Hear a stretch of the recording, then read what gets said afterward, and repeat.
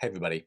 So I am going to later in the video give a warning of you will most likely lose points on this assignment if, but I'm going to have a long kind of a sidetrack story to start with, so hang in there. I swear it will be worth it. Okay, in the last quiz, there was a question about how do you know the difference between fake news and real news? I'm going to answer that question. I forgot to do it in the last video. I'm going to answer that question by telling you about a story this morning. So I narrate audiobooks. That's one of a side job that I have. This morning I got an offer on a job, and there were a number of red flags that came along with it. So keep in mind, red flags. That's what Brother Samuelson's talking about. The cover of the book wasn't there in both places where it should have been. The name of the author wasn't the same as the person who posted the audiobook. What was another red flag? There were a number of red flags. So I emailed the original author at her university where she lived. I contacted ACX. Anyway, did my research. Turns out there's already an audiobook about this book. And I'm like, this is a scam. So unfortunately, this has happened to me once before. So it wasn't that much of a surprise. I was on guard. This is the kind of stuff that you need to do to tell the difference between fake news and real news. So you need to be in tune with what are the red flags. So there's misspelling, it's formatted poorly, the images aren't really that slick, it's really biased sounding, they don't back up their sources. So all of these are red flags that should make you say, I should do my own research. I should do the equivalent of contacting the original author, doing my own research online to see if I can find if there's already another audiobook about this, and I can definitively say, yep, that is not a thing. That's not real.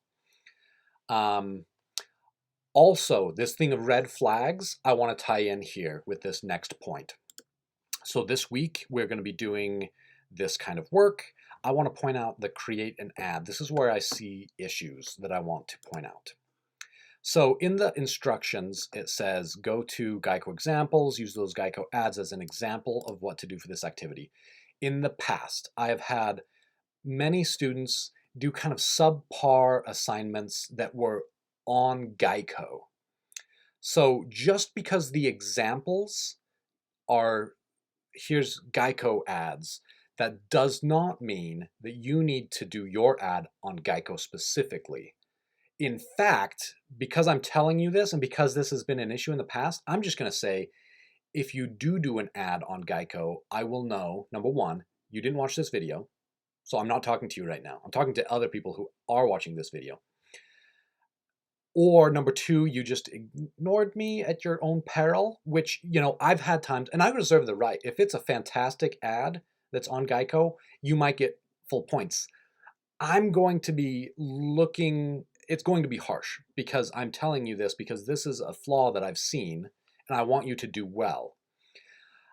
In the past, I've had fantastic ads. I had a student from Italy who did an ad for BYU Idaho students about Italian pizza, and it tied in a lot of things, and the production quality wasn't super high, but it was fine because it was unique. She was putting in the effort, and she did her own thing, which for me counted for extra. When I grade this, and inevitably there will be a student who has a Geico ad, and I will say it's a red flag. It's a red flag for me.